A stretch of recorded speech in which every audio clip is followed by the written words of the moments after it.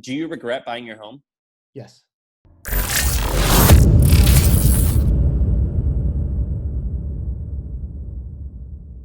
Sam, what's up? What's going on? Let me pull up some of our documents. I'm in Austin still. And what's the world like in Austin right now? Crazy. Everything's crazy. I don't think it's as bad as San Francisco, but the world is crazy. I decided we got a new office down here, and so I rented a house to see everyone, and it's cool. Austin's a great city. What do you think is going to happen to San Francisco? Do you think it's going to, is this going to be the end of San Francisco being like the place? I think so. Yeah, I think so for a couple of reasons. Right now I'm selling my house. Yeah, I was going to say your house looks different. You're decorating it to sell, aren't you? Yeah, I am trying to sell my house right now, so it's about to go up for sale, and I'm trying to move to the suburbs of the Bay Area. And so right now, because I'm doing that, I'm in the middle of the market and listening to people and hearing, what are they, what's it like? Is the market hot to sell? Am I going to get a good price when I try to go look for something else? Is there a lot of stuff available, or is it a bidding war? And just like you would expect, there's sort of a flight to space right now, and not like the SpaceX kind. I'm talking about like physical house space. People like are de-urbanization. De-urbanization. People are leaving cities. They're leaving San Francisco for sure. So a lot of people who are in San Francisco are here because of the career opportunities.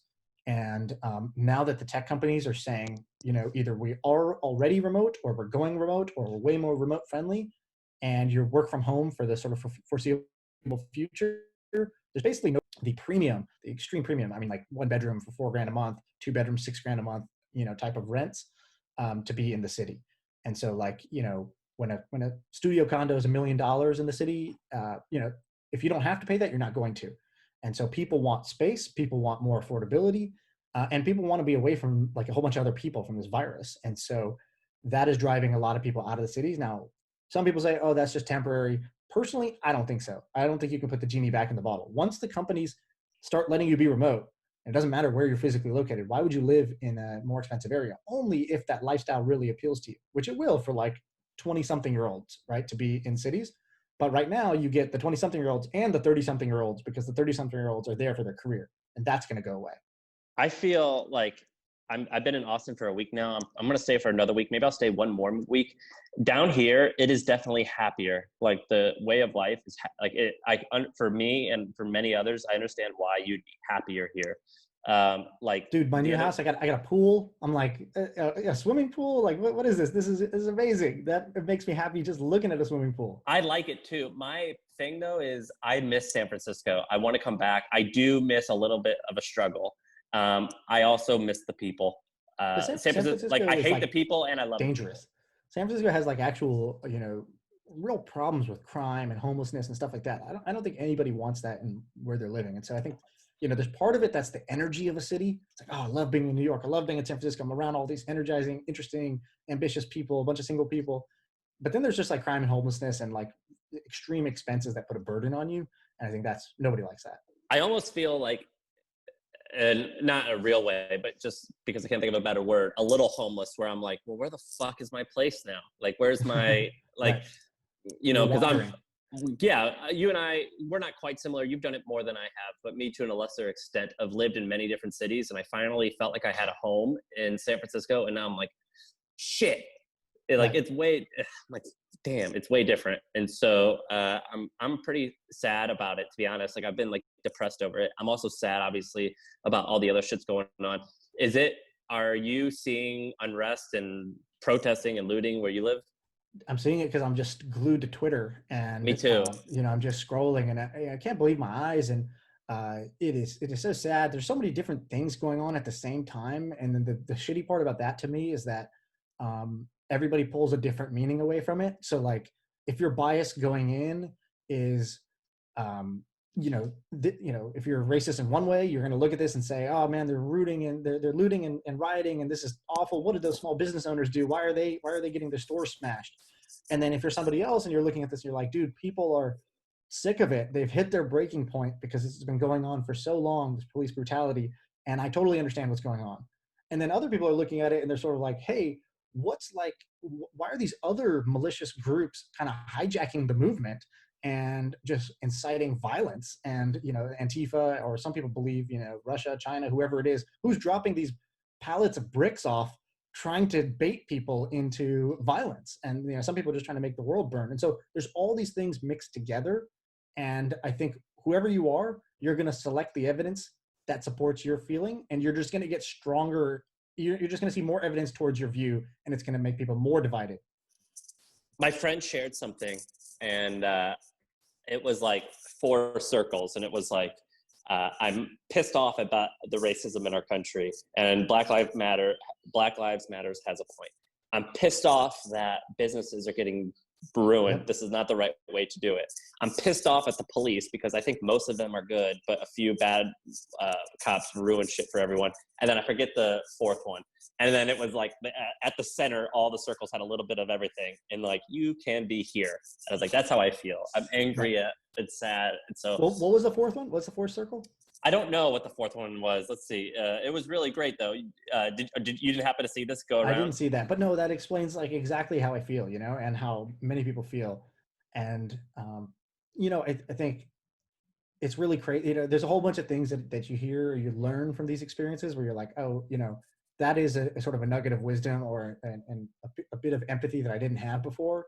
And so, when you see people that are, one great quote I saw was, when you have 1,000 good cops and 10 bad cops, but the good cops don't police the bad cops, then you have 1,010 bad cops. And, I believe that. And then that sort of applies to my life too. Like anytime I sort of stand by and do nothing while injustice is happening, that makes me sort of complicit in my own way. Right. And, I think about little minor examples of that in my own life. And then, it was George Floyd's death was murder, and the police should be held responsible. I think most cops are good, but police departments are corrupt, and there are some bad cops. Looting businesses and destroying property is immoral, and it hurts the cause. I empathize and I agree with Black Lives Matter protesters and believe in them and their right to be heard. And then right in the middle was like, I am here, and this is sad. Right. Yeah, it's really crazy. And I know people don't listen to this podcast to hear talks about socioeconomic issues and racism and whatnot. But, this I think affects everybody. This is very different than anything that's happened in my lifetime, where you have riots breaking out across the nation, all simultaneously. And things really do feel like they've hit a breaking point for many reasons. I think also the fact that people were pent up at home for the last 3 months, I don't think that helps necessarily, because that's a sort of a bunch of just water boiling over, at a certain point as well. I agree. I agree. I don't even love discussing this stuff because I don't think about it a lot. And I try to talk about the positive, but let me bring something up that I don't think I have brought up, and I want to hear your opinion. So this doesn't matter and it doesn't change.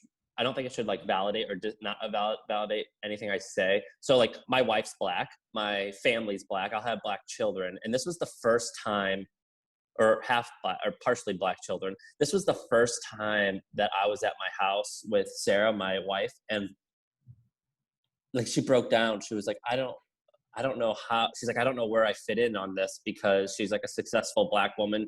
She's like, I haven't had a lot of racist stuff happen to me, or if any, and it was, and she's like, but it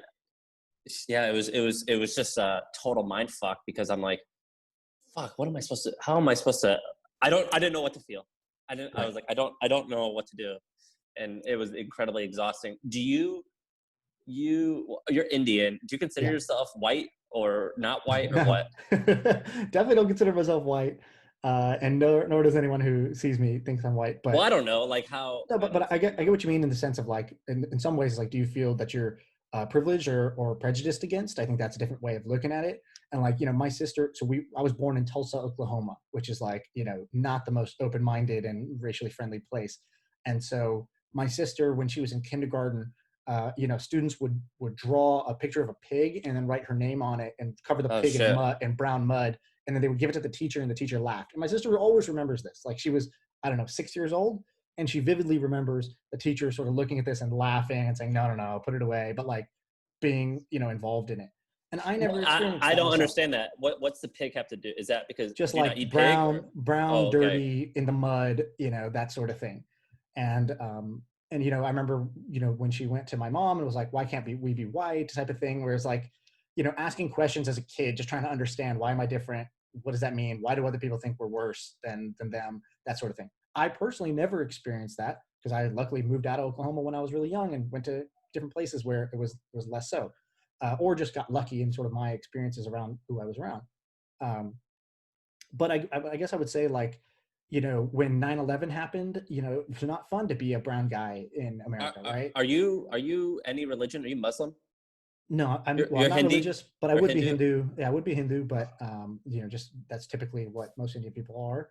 Um, but yeah, I'm not religious, but I do grow a beard pretty quick, and so, like, yeah, like when you go to the airport, I don't think you think about how do I look today, whereas I think about that because I'm like, look, I'm not trying to get hassled for no reason here, so let me shave before I get on this flight. Or, like, I had friends who, like, are Muslim, who had, like, their house keys taken away from them in TSA because it was like, this is potentially a dangerous thing, and they're like, this is my apartment keys. What are you talking about? How does that make you feel? So the fact that you have to shave, are you angry, or are you what's that make you feel like? I'm not angry about it. I sort of have this opinion that my personal philosophy, if you're going to boil it down to any one thing, is the only thing you have control over is your attitude towards the present moment. And so that's empowering and disempowering, right? It's disempowering because it's like, shit, I can't control anything that's going on. I can't control how other people feel, how they're going to act. I can't control the results I'm going to get in my life. But it's empowering. It's like, the one thing I control is my attitude towards the moment. So that sort of is a superpower, because then no matter what the situation is, no matter what the moment is, I can decide what my attitude about it is going to be.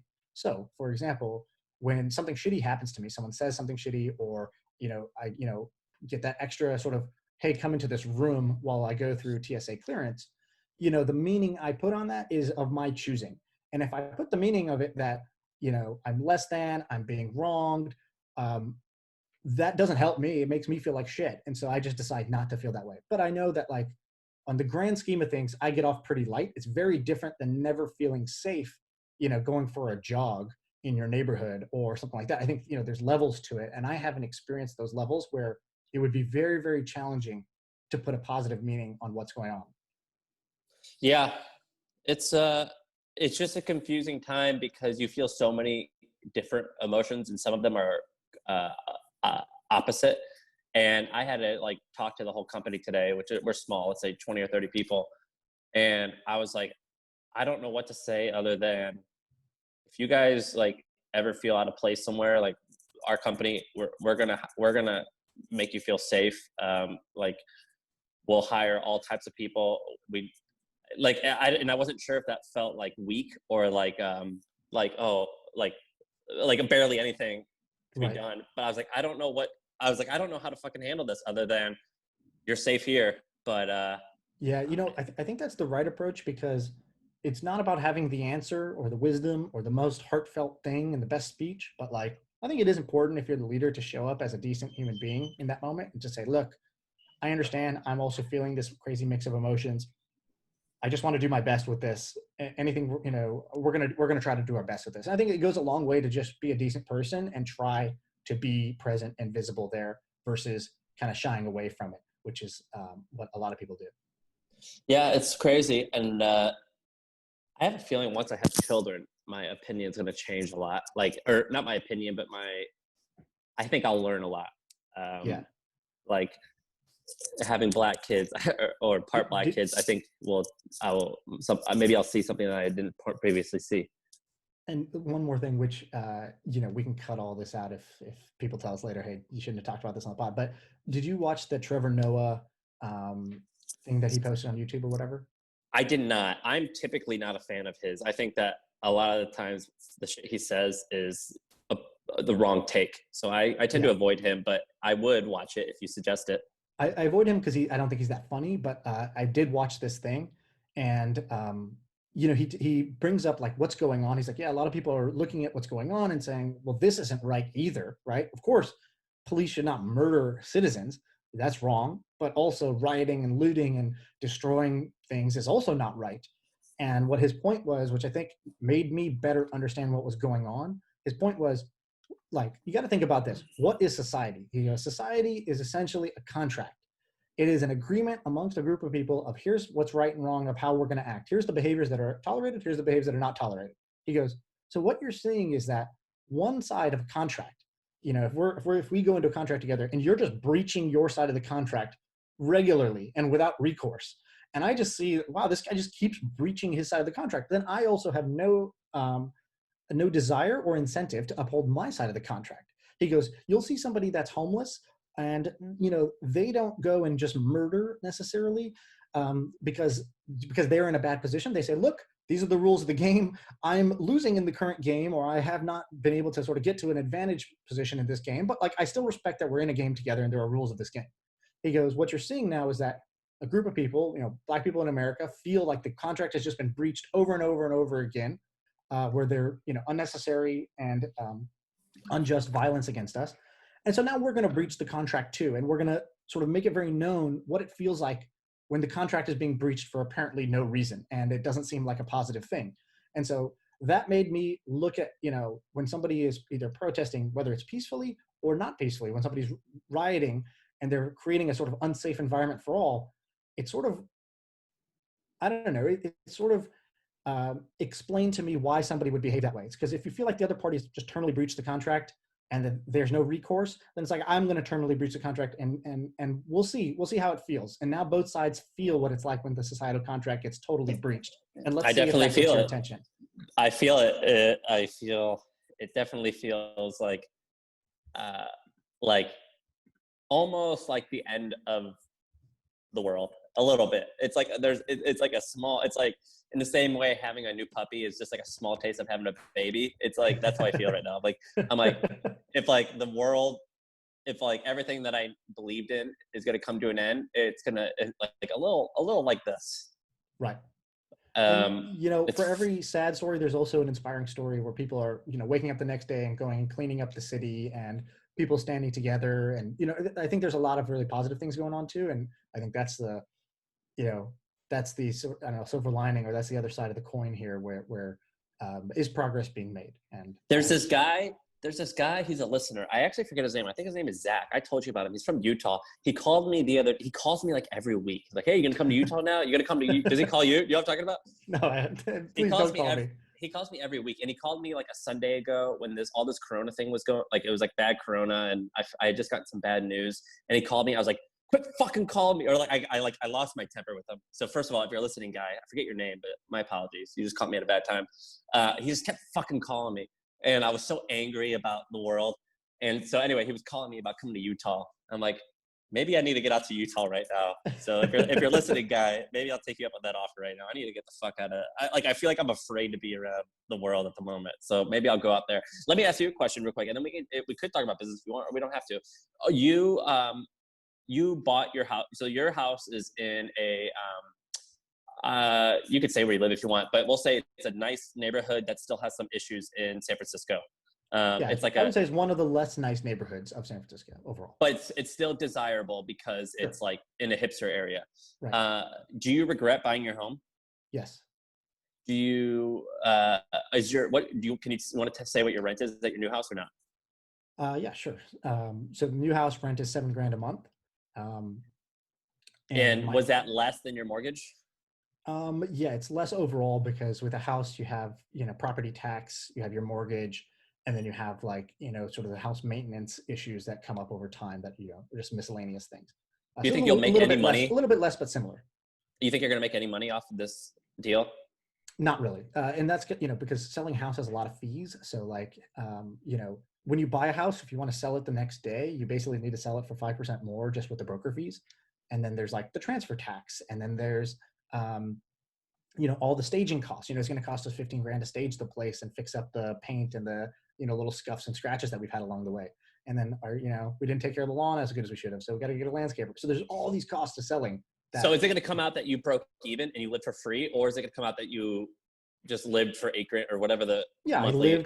I lived at basically about what I could have lived renting it, or maybe a little bit ahead. We'll see how it nets out. Like, it's unknown, right? Like with COVID and stuff, like we don't even know, for somebody to come do an open house tour is like a lot of friction now. It's like, wear your mask, sign this waiver, blah, blah, blah. So I don't know where it's going to sell for, but the reason I regret it is not because of any of that. Right before I bought the house, like I had been house hunting, and like a week before, I was hanging out with Sully, and Sully's 100 times wealthier than I am. And I asked him, I said, do you own your place? And I was hanging out with him at his house. He's like, no. I was like, why don't you own like, just the most baller house here? Because you could. And he was like, oh yeah, no, I like the flexibility of renting, blah, blah, blah. And I was like, it seemed like he just kind of didn't give me the full answer there. So I asked him again at the very end. I was walking. He just didn't want to make you feel bad. Yeah, I was walking to my Uber, and I was like, so if you were me, would you buy? And he goes, no. And I go, wait, why? And he goes, really simple. He's like, I just think I can get a better cap rate, a better return on my money, essentially, doing other things than buying a home. So like, you put your down payment down, 20% of your home, in our case, 25%. And that money sits in your home, and it's appreciating at the rate of your home appreciation, which is like, varies wildly. Well, it could be like 3%. Yeah, historically across all homes, I think it's 3%. Yeah, exactly. And San Francisco did a lot better during a certain era where it was like 10, 15% a year. But his point was basically like, yeah, like I know that if I take all my options for how to deploy a dollar, stock market, I can expect about a 7% return. I can do private, startup investing. I can do private equity. I can give my money to a hedge fund. I can do multifamily real estate. There's like all these things I can do. Putting it into a down payment of a house is not the best way. And on top of that, it doesn't spit off any cash flow. So like if I just buy a home and I rent it out to someone, I get the appreciation of a home, plus I get the cash flow every month. Whereas I try to say this to everyone, and they hate hearing it, and I understand why they hate hearing it. But I think buying a house in Austin, all of our staff buys homes, and I'm like, look, don't tell me you're buying this house because it's a good investment. Tell me you're buying this house because you want to. Like when I bought my steak last night, I didn't think that this $30 is a good investment. I did it because I felt, and not a financial investment, but a good investment of like, it made me happy. I wanted it. I work hard so I can have things I want. Right. So if you buy your house, don't tell me you're doing it because you're just throwing away money on rent. Right. Tell me you're doing it because it's going to make you happy or because you want to, because that is a good reason. But to say that it's an investment, that's bullshit. You could say that it's a great way to preserve wealth, but it absolutely, in most cases, is not a great way to make wealth. Right. Yeah, exactly. Yeah. And I don't blame anybody who thinks that. I thought, 5-7 years ago, I would have also said, wait, isn't renting like flushing money down the toilet? And if you buy your home, you have equity in it, it's blah, blah, blah. And I learned pretty quickly, first smart person I talked to that were like, no, that's not exactly how it works. So yeah, if you haven't gone down that rabbit hole, go down the rabbit hole, because the sort of American dream of like own your own home with your white picket fence in your backyard, that is pretty silly. It is. It also made a lot more sense when the ratio of income to housing prices was closer than it is now. Now it's significantly different. Out of whack. And you face like, risk, right? Like when I'm in my home and now, boom, remote work is on the rise. Being in a city is not the thing anymore. It's like, oh shit. People take it for granted that these things just sort of go up. And, you're one shift away. As soon as Elon Musk can make the Hyperloop work where I can commute long distances in like 20 minutes or less, then people are going to want to go live further away, have way more, space, resources and whatnot, and not want to be packed in, like a sardine into a city. A lot of people will choose that. And so you're one technological shift or one policy shift, or in this case, one policy plus biological, terror away from people not wanting to be in a certain type of real estate class. Like the multifamily real estate is now struggling because of what's going on. You get a whole lot of unemployment, and now people can't pay the rents. And every month rents are dropping. It was like 99% of people paid their rent last month on the multifamily stuff that I read. 90% of people are paying their rent. And if that dips below, a certain number, maybe it's 82% or whatever it is, now all of a sudden you're underwater in your multifamily real estate. The way that I like to live, because I've been an entrepreneur since I was 16, making money like on my own, not necessarily all the time, a lot of money, but like having to like go out and hunt and kill each week. And I am allergic to like really big purchases, and I'm allergic to getting locked into stuff. And I actually think that me being allergic to that has actually hurt me. I think that had I increased my overhead on some things, my overhead's really cheap. Had I increased my overhead, I actually would have worked harder to fulfill that overhead. But now, I mean, if I don't work for very long, I don't even know how long, maybe forever, I'm fine. And I just prefer to be on that defense cockroach than putting, in San Francisco, you got to put down $300,000 or $400,000 on a home. I'm like, oh fuck, I don't want to. That's scary. I don't want to do that. You know what I mean? Yeah. And so I've never had the courage to do it. Okay. Couple things I thought were interesting. One, you posted something about this thing called Mo Points. What is that? Me? Yeah. Did you post something about Mo Points? No. What is Mo Points? Oh, it's just, I thought it was your friend who was doing it. It's basically like this concierge. Oh, my friend. Yeah, Mo. Yes, he just launched it. Yeah, Mo. My friend Mo. Okay, so what it is yeah, I was like, what the heck? I didn't even remember the name. My friend Mo helps people with points. That's funny. He'll love that we're talking about it. So Mo Points. So Mo, it's my friend Mo.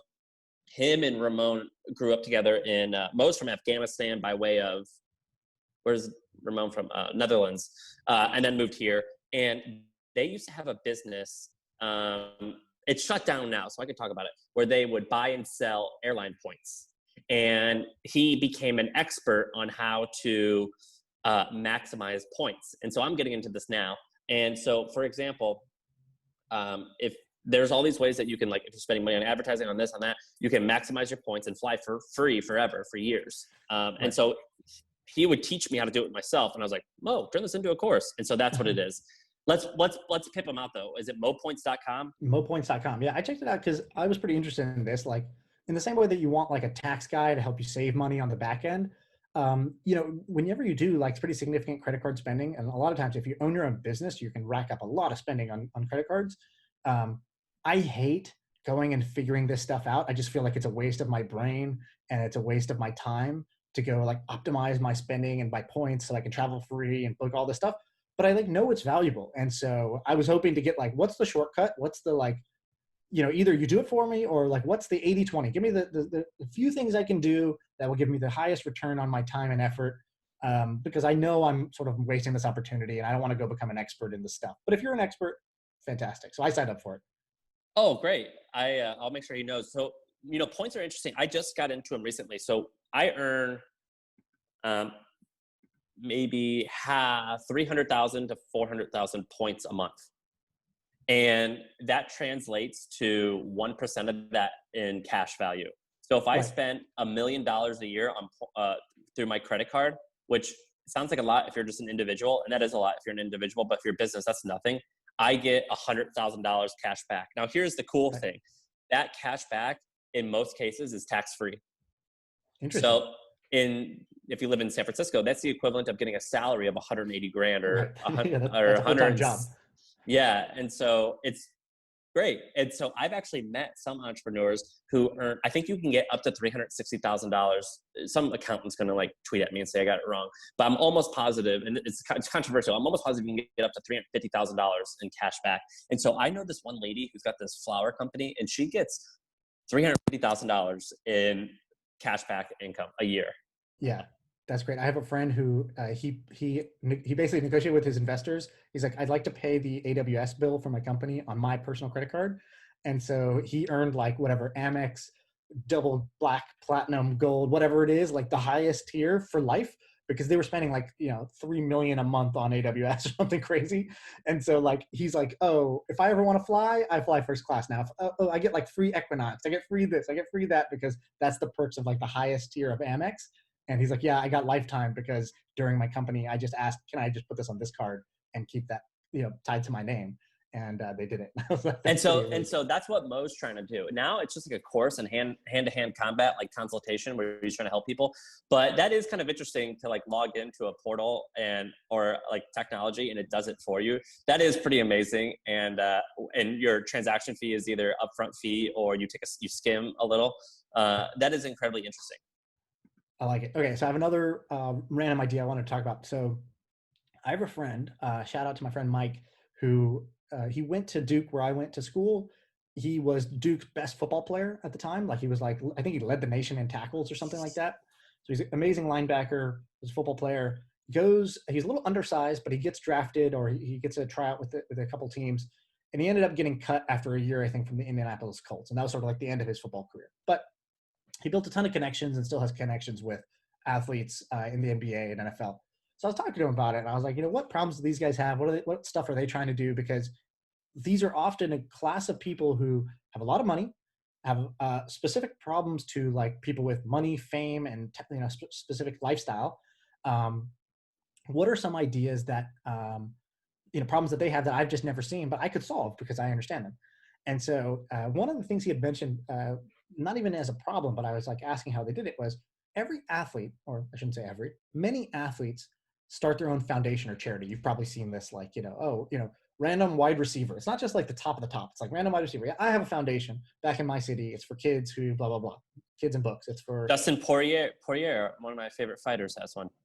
And so I was wondering, I was like, A, why do they do this? And then B, like, how do they do this? Like, could you like build a business around this? And so on the why, there's some interesting things. And again, the accountants are going to be sort of out in full force correcting me on this, but it seems like basically there's some tax advantages to a foundation in addition to like obviously wanting to give back, because often athletes come from pretty rough, backgrounds. And so they do feel this pull of, hey, I've made it. I won the lottery. How do I give back? So there's there's the emotional pull to give back and create a foundation, but then there's the financial pull as well, which is there are some tax advantages to doing it this way, where you basically are you're able to give, and you're able to give today and reduce your taxable income, and that money goes to the foundation, which can then over time spend that money long after your career is over even. So you could separate the time of giving and then the time of spending. You could separate the tax event from the giving time. Yeah, that's I forget the name of it, but you and I have a friend who had a large exit, and what he did was he put away a significant amount of money. I think a very significant amount of money, at least 5. It could be as high as 10. He put it into this charitable account, and over the next, I'm going to butcher this, I think over the next 5 years, he has to spend that on what's it called? What's a nonprofit called? A 501(c)(3). Yeah, he's got to get rid of it. So whenever I see like an interesting charity, I'm like, hey guy, throw money to these guys. This is cool. And there's other things like a DAF, which is a donor advised fund, which is what Jack Dorsey said, I'm going to give $1 billion away. And he did it via a DAF. So there's other ways, but I guess my idea was, cool. So there's reasons athletes want foundations. They're clearly doing this, but I know athletes are not excited to go figure out the paperwork, to start a foundation, to make sure they're reporting on time, all that stuff. So I was wondering, is there a Stripe Atlas for foundations? Is there a push a button, get your foundation spun up without having to get on the phone, without having to print out a piece of paper and go mail it somewhere? Because I think you could build a pretty niche, but potentially pretty lucrative subscription business where these foundations, there's a spin up fee and then there's an annual maintenance basically to keep your foundation in good standing. I think there's a business there. So let's talk about Atlas for a second. So Atlas is a thing with Stripe, and it's a click of a button, set up in a LLC, I think, or do they allow other stuff? C Corp and C Corp or LLC. Why? How does that make money? Well, it makes money. So it's strategic for Stripe because if you're doing that, you're probably going to stay in the Stripe ecosystem. So they're like, cool, how do we get more customers? Let's get new businesses to get created, and then they'll use Stripe. So it's kind of like when Facebook gives away internet to people who don't have the internet. It's like, cool, we'll give you the internet, and guess what you're going to do with the internet? Use Facebook. So Stripe's doing the same thing. It's like, how do we increase the rate of new startups? Because startups are who uses Stripe. And then if they grow with us. And fantastic. We got them while they're young, type of thing. So then how would this make money then with charity? But they do charge a fee. So like when I did it, I used Stripe Atlas to spin up my company. And I forget what it is, a couple $100. But it's great. It's like, I don't got to talk to a lawyer. I trust that this will get set up properly. They do all the filing and documentation. They just email me, hey, here's your tax ID. Here's your entity. Here's the articles of formation, et cetera, et cetera. And so Stripe Atlas was great. It took me 3 weeks and I don't know, $250 or something like that. And I got my company set up. And why did you do a C Corp? I did an LLC for me. Oh. But if I wanted to do a C Corp, like if I was going to do a startup that was going to raise money, I would do a C Corp and I would have used it for that. Let's talk about the Sam Altman thing. Yeah. Have you read this post? No, but right, so Sam Altman posted something. I have something good that can piggyback off of it. Okay. You want to start with that? Or you want me to kind of summarize? No, I want you to start.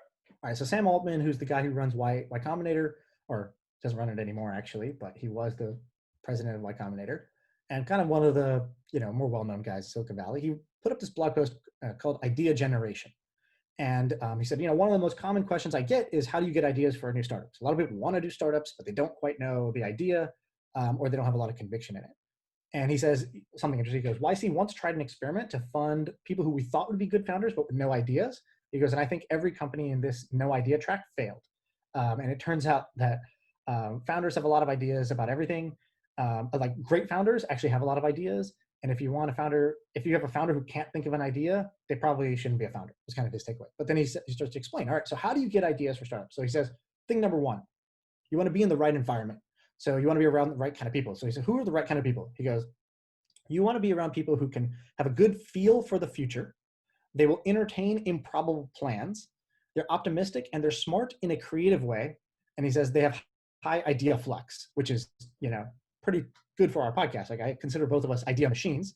And that's what he says, that's what he calls idea flux. So the sort of rate of ideas coming in and out of their body. These sorts of people tend to think without the constraints that most people have. They don't have a lot of filters and they don't care too much what other people think. He says this is important because the best ideas are pretty fragile. Most people don't even want to start talking about them because they sound kind of silly up front. And like take The Hustle, for example. Oh, we want to be this big bad media company. We're going to do an email newsletter. And an email newsletter actually sounded quite silly to people who were traditionally in media. This was, back if you rewind several years. So you want to be around people who won't make you feel stupid for mentioning a bad idea. And they certainly don't feel stupid when they mention bad ideas. And he basically says, stay away from people who are like, the world has beaten them down, or they're the type that belittle your ambitions. And unfortunately, this is most of the world. They hold on to the past. And if you want to live in the future, you don't want to be around these people.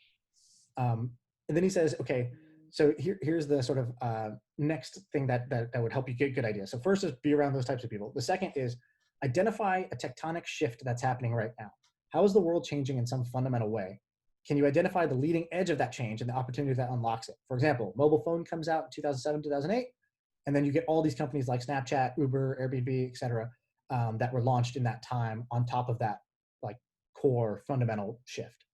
When a big shift happens, the big companies usually get beat by fast moving and focused startups. So you want to ask yourself a question like, what's something that's possible this year that wasn't possible last year? And pay attention anytime something like that comes up. There's probably a lot of good ideas in that space. The last thing is, if you ever feel like something is like, if you can say the statement, I'm sure this is going to happen. I don't know if we'll be the ones to do it. That's a good sign. He's like, Uber was like this for me. The first time I used it, it was clear I wasn't going to be hailing a cab any longer or calling the dispatcher, but it wasn't clear to me that Uber was necessarily going to win the space. And then the last thing he says is, it's important, sorry, this is kind of long. It's important to think about what you are well suited for. So like if you do some introspection or you ask your mentor to figure out what you're good at, he goes, I believe that founder company fit is as good as product market fit. And he goes, lastly, you can test a good idea if you can articulate why most people think it's a bad idea, but what you understand about it that makes it a good idea. So that's a final test. All right. So I thought this was a pretty interesting post. Yeah, I think it's crazy interesting. And I did bring this up because I don't even care about promoting this, but so Gagan Biani reached out to me about 3 months ago, and for Trends, we did this thing where he like just gave a talk and people signed up and it was neat. And he was like, hey, I'm thinking about maybe I want to launch like a school or something. Can I like partner with you guys and you promote this course I want to do? And I was like, yeah, that sounds interesting. And so me and him just started riffing more and more. And I really got fascinated with this idea of ideas. Like, why is it, Shaan, that you are good at finding ideas? And I was like, I don't know why, but I wonder if I could like give frameworks behind it. And so he's kind of leading the way and I'm just kind of tagging along a little bit. And so we're hosting this thing. It's mostly him hosting with a little bit of me. And it's called the Ideation Boot Camp. And I put together what I thought was all these frameworks on coming up with ideas. And a few of them that I have, coincidentally, I've never read the same an article until you just told me, are similar. And so a few of them are like, I like to do reverse engineering. And so what I look at is I can go to like a website and see like how they do it. Because to me, if I can see how someone does it, it helps me realize what's possible. Another one is unbundling. So I like to look at like really big things like eBay or Craigslist or Reddit and being like, okay, if something's huge, it becomes a victim of its own success and they can't move fast enough to adapt on an early, like interesting change. And so we talk about I just made up ways to figure that out. And then, let's see, is there anything else that's interesting that is related to that? Because I didn't realize that he kind of actually discussed that. And then another thing that I like to do, and coincidentally, the things that I'm talking about is what he's talking about. We just go into like tactically. And it's like, how do you look at like, he talked about something that's growing quickly, and you like hop in on it. And that's actually quite hard. And tell me what I'm missing here.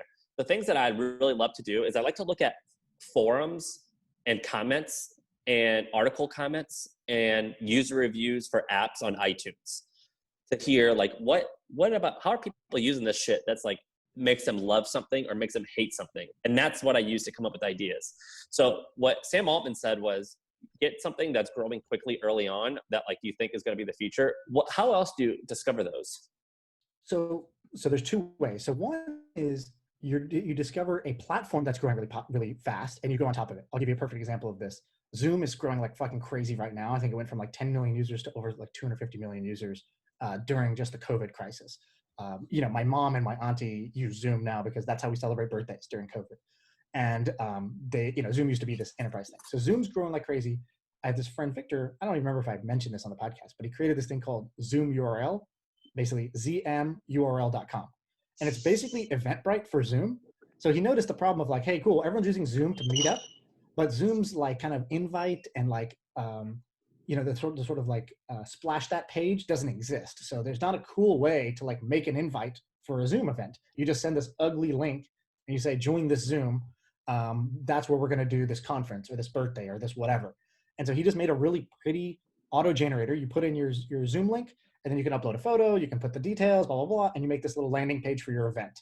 And he's growing like crazy because he's just growing. He's piggybacking on top of Zoom very opportunistically on the platform. And he's doing something that, you know, Zoom probably isn't going to get around to doing for a little while. So he's got this opportunity to grow, solving a new problem. And so the other way, which is, this is, I think, where I see you do this less, is about technology shifts. And I think this is where Sam Altman is actually talking about more, which is, you know, when you grow on the back of an existing product or platform, it kind of sucks because you end up with this platform dependency and then they can often kill you or clone you, or you just get stuck on that platform. You never get off.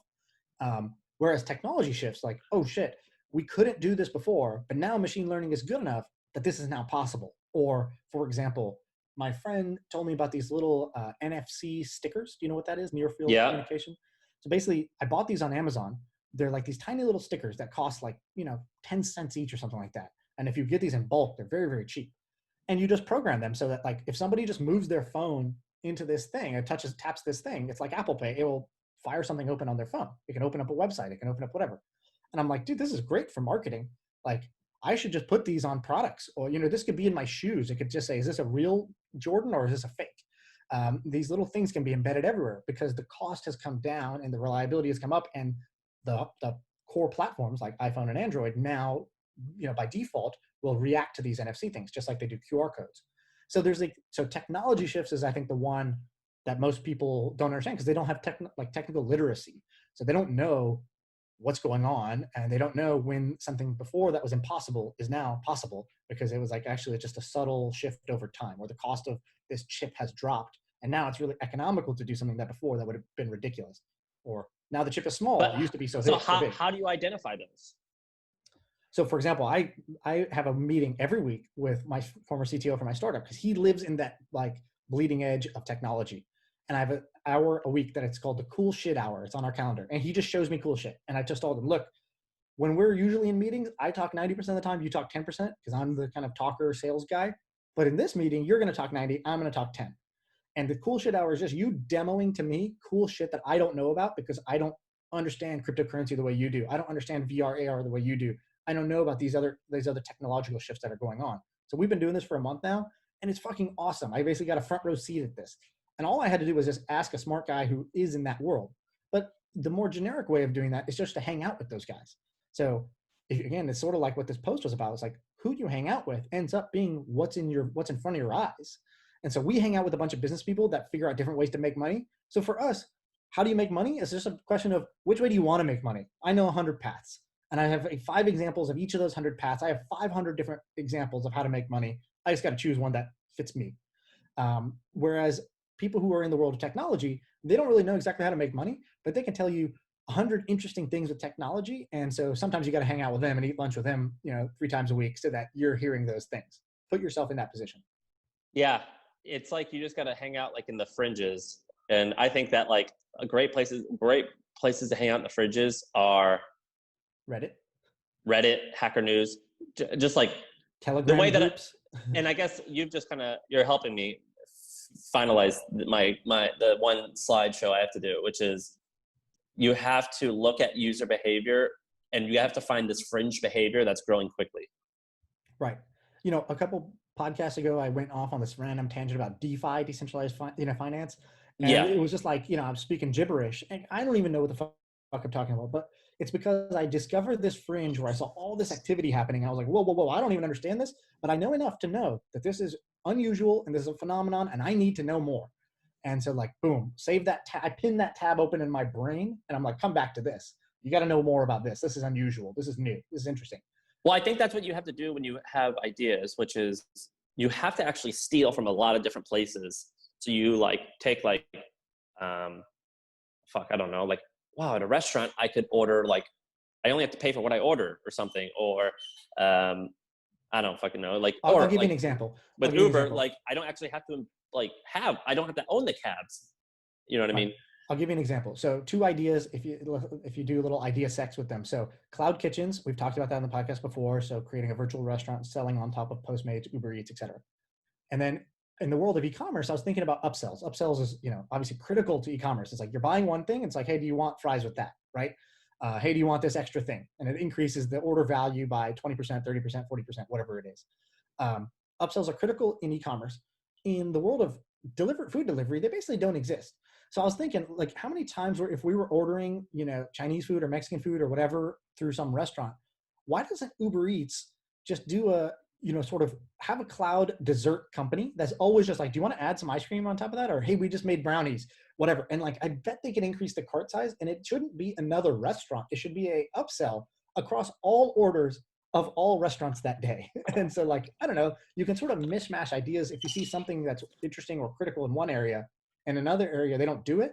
That's usually, you know, makes for an interesting thought experiment. I completely agree with this. What I'm wondering is, can you teach people this, or you either got it or you don't? No, you can for sure teach people this.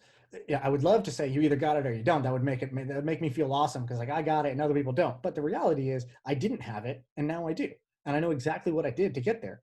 I hung out with people who have a bunch of interesting ideas and I got thirsty for that. So I started hanging out with them either in person or my Twitter feed is just full of those people. Like I don't put sports into my Twitter feed as much. Like I surround my feed with that so that even when I'm just browsing, that's what I get. The second thing is like start to come up with these frameworks. So for example, one framework I have you should steal for your thing is like if you imagine this 2x2 grid, on the left side you have what type of problem is this? Is this a new problem or an old problem, right? Old problem, people trying to meet their mates. They want to date somebody. That's an old problem. New problem, hey, I'm trying to throw a Zoom event and I don't have a good way to share that, right? That wasn't a problem that existed 5 years ago, but it exists now. And so new problem, old problem, and then you have new solution, old solution.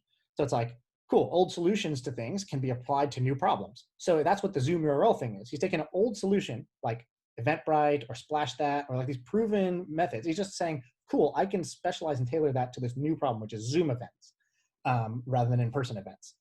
And then you take new solutions, which are things like, oh, wow, so crypto lets you have trust or like a digital contract. So I don't need an escrow person. So maybe, you know, I could take an old problem like, you know, escrow in a home sale, but I can do it in a new solution. Notarizing. Yeah, notaries. Okay, cool. Yeah, exactly. So new solution, push a button, somebody has GPS on their phone and they come to you and they solve your problem for you. They either pick you up and take you somewhere or whatever. Cool, maybe I can apply that to this old problem, notary. And so you just take that 2x2 grid and you say, cool, what are all the new solutions that are interesting to me? And then other one is, what are all the new problems that are interesting to me? And you just keep jotting those down anytime you see one, you know, whatever that is. And so that's a framework you can use to understand ideas and figure out, is this idea actually something novel or not? Well, it's novel whenever you cross old problem and new solution or old solution and new problem. Those are the 2 boxes that the new ideas come in. If it's an old problem, old solution, there's nothing new there. Don't do it. You're blowing my mind.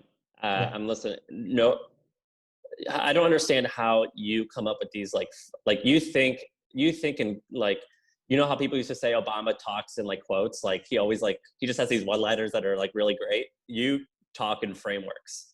Yeah, it's weird. I don't know why, but I think it's because I like frameworks. So I'm studying them and then I just naturally start thinking that way.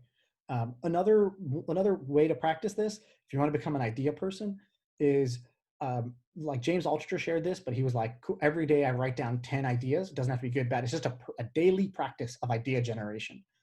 Because if you think about it, like, oh man, I wish I was better at ideas. Cool. Do you do that? Do you practice coming up with new ideas every day? Oh, you don't. Okay. I also wish I was fit, but if I don't go exercise, then what do I expect is going to happen? I'm not just going to magically get fit. It's the same thing here. I have two that I do. I don't do the James Altucher one, but the two I do, one is this podcast twice a week. I get up in front of a lot of people and I try to come up with new ideas. That's a practice. How do I prepare for that? I have these documents on my phone and in my laptop. One's called The Biggest Idea in My Head. And I have every month, and I just write down this month, what is the biggest idea in my head? And I just put it there. And so I'll go to my document right now. I'll read you one of my biggest idea in my head. Shaan, everyone has asked that you share this shit and you never have. Yeah. These are, I don't know if I want to share these things. Right? Some of it I want to share, some of it I don't want to share. So in April, I refinanced my home, and the biggest idea in my head was holy shit, that was so much work and so painful. Biggest idea in my head is turning refinancing into a 5-minute online process. I don't know how, but if there is a new solution, that's an old problem that I would want solved. When we were doing the weight loss challenge, the biggest idea in my head was, holy shit, everybody needs a little monitor in their body that tells them how their body's reacting to the food they eat. If we want to change people's diets and not have half the country be obese, we need to have real-time feedback loops so that when you put that piece of chocolate in your mouth, you pay a price immediately and not 5 years down the road. And so the biggest idea in my head was, how do we make these glucose monitors so cheap and readily available that everybody gets feedback for everything that they eat? It'll help the country eat better. It'll help the whole world eat better. That was the biggest idea in my head for 1 month. And so I just write these ideas down, and then I basically have a place to put them. I'm like being a listener right now. I am thinking about this. I don't know. I don't have anything to add. I feel like I'm a student at the moment just listening to this. But I think it's great what you guys are doing. If you guys are going to release these courses or classes. I don't know. Really, the truth is that we don't have HustleCon revenue in June. Yeah. And he had done all the work, and I was like, nah, okay, well, I'll work with you to do it. Right. And, I don't know. I personally, as a business, our business, we have an ambitious goal to build a really large company. I think courses will not be part of that. Get you there. Right. I think that it was simply a thing to let's just try it. And it actually covered our HustleCon revenue. So, or profit. So, but I will not do this. I will not do it ever again. Gotcha. I hate the course business. I think it is not fun. But it's great for a solopreneur. It's not great for a company. No, I think it's shit. I think that if you're Reforge, which is a $5,000 thing for companies, that is interesting, but I still think it sucks to host. I don't think it's maybe it makes some profit. I don't know if it does, but it definitely does. But I personally don't like it. I don't think most people even finish the shit. Yeah, most people don't. I think that Guggen, he created what, Udemy, right? Yeah, Udemy. I think they were the ones who came out and said less than 5% of people finish these. At one point in time, MOOCs, massively open online courses, were all the rage. Everybody said MOOCs are going to revolutionize education. It's going to change the university system. And then they came out and they were like, look, we made a Harvard education free and open to anyone. All you had to do is click a button and enroll. And then you got to show up and take it. And you could have a Harvard education for free online from the comfort of your own home. And less than 5% of people, I think, finish the course. And I think that tells you a lot about why people do a thing. People don't go to university to learn. That's the sad truth. People go to university to get credentialed so that they can get a high-paying job. So if you want to compete with a university, you should actually create a credential that gets you a high-paying job. That gives people confidence. If I get this credential, I will get a high-paying job. I think this is what you needed. This is what your next thing will have to be. This is the area I'm most interested in. And if I could just figure out an angle, I'll do it. Because there's this other great talk that came from the YC Mafia. It's by this guy, Richard Hamming. And it's called You and Your Research. You should go read it. It's a speech he gives. And I didn't know who this guy was. Apparently he's a kind of technologist from back in the day. And he talks about his time at Xerox PARC. And Xerox PARC was responsible for what's it called? Richard what? I think it's Richard Hamming is his name. Hamming, I'm pretty sure it's Hamming. I don't know if his first name is Richard. Maybe I just inserted generic white name. But Xerox PARC is where the visual graphic user interface, Steve Jobs went to Xerox PARC and was like, oh, mouse points at item on screen. That's how computers should work. And he stole the innovations basically from there. because they were just doing R&D, and he was like trying to bring shit to the world. Anyways, he talked about Xerox PARC, and he said he tells a story. He's like, I was at lunch one day, and I asked my coworkers, these brilliant people, all the brain in the world is stuffed into these guys' skulls. And he's like, I asked him, what is the biggest idea in your head? What is the most important problem in your space, in your industry? What is the most important problem? And then they would say a thing. He's like, and what are you researching? And they would say a different thing. And he's like, why aren't you working on the most important, the most burning question in your space, the most interesting thing in your field? Why are you not working on it? And he discovered, so his message is basically, ask yourself that question. What is the biggest thing in my space? What is the biggest challenge or opportunity in my industry? And why am I not working on it? And then you should go work on it. He says, the filter is, you have to ask yourself, do I have a novel angle at how I'm going to attack that problem? Because if I just go back, the big problems are kind of known, but you need a new attack vector of how you can solve that problem. If you don't have a new attack vector, you're just going to waste your time and energy. You're going to get the same result as everybody else. But if you have a new attack vector, then it is your responsibility as a smart and talented person to go do it. So that's how I think about this university thing. For a long time, I already knew the last project I'm going to do is I'm going to teach a bunch of people. But you need a new attack vector. That's bullshit, dude. That's bullshit. That is only one way to do it. Because if you think about it, a lot of great restaurants aren't particularly novel in the solution. Well, I mean, they're novel in branding, or they're novel in that Shaan is making it. Do you know what I mean? So I think that is a little bullshit. I know, yeah, I don't but think it's bullshit. I think restaurants are bullshit, right? No, they're not. You're wrong. Restaurants are terrible businesses. No, you're wrong. One of the Tillman Fertitta owns. What's he own? He owns casinos, but he also owns some restaurants. Yes, he owns some chains. It's mostly he owns the Golden Nugget, and he owns a whole bunch of other stuff too. Yeah, and some steakhouses and Bubblegum Shrimp, just fast casual stuff that regular people go to, and it's so one of the most profitable privately owned companies in America. The best restaurant chains all had a new attack vector, right? McDonald's realized the new attack vector, and they productionized fast food, and then they had a real estate model and a franchise model to back it up. Chipotle came out and they did the same thing, but they realized sort of the fast casual model, which was different. But there are many cases where the amount of success they have is not in proportion to the amount of their new novelty is not in proportion with the amount of success that they have. Yes. So, okay, here's what I think. If you're talking restaurants, the analogy there is I'm going to create an online course too, right? That's me opening up my restaurant, just like everybody else has a restaurant, but my restaurant's run by me. I think I'm a good cook. I think some people will like my restaurant. What I'm trying to do is sort of change the restaurant industry, right? So when I talk about education, it's not I'm just trying to create a course. I'm trying to make it so that, I guess here's the analogy. I don't want to build a car. I want to build a road. So roads basically are new platforms that anybody can create a car on, and you can get a lot more leverage if you build roads versus if you're just trying to build a car, if you're just trying to be a car driving on the existing road system. You know what I mean? I get it. That's a fair point. No, this podcast is a car. It's us getting on here and entertaining people. We're going to reach a certain set of people given a certain amount of effort. It can scale pretty big because we're using the internet and it's awesome and it's free. That's good. It's better than the cars of old where we would just go to an event and we would host a meetup and 40 people would show up and we would talk. That's the old way. This is a much better way. It's a much better car, but it's still not a road. A road is podcasting.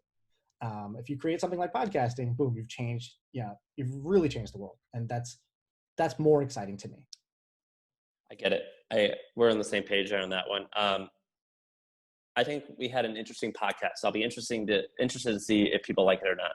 I think we covered a lot and it actually turned. I was expecting this to be shit because I was in a horrible mood. I think we turned it into something good. Cool. This was fun. I think we should switch the order around. I think we should put the maybe the political stuff at the back. I don't know. We'll see. Well, we listened to the reviews. We listened to the tweets. So let us know what you think. Cool. All right. Let's get out of here.